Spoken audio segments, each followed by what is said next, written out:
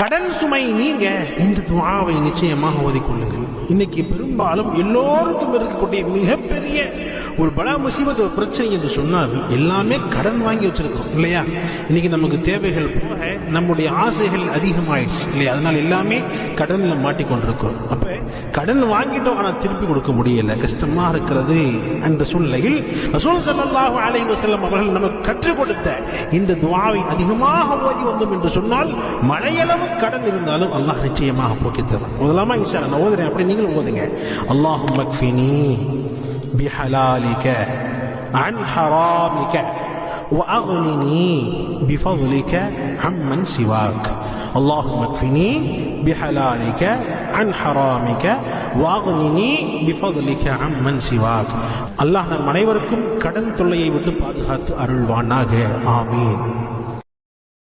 Download ShareChat.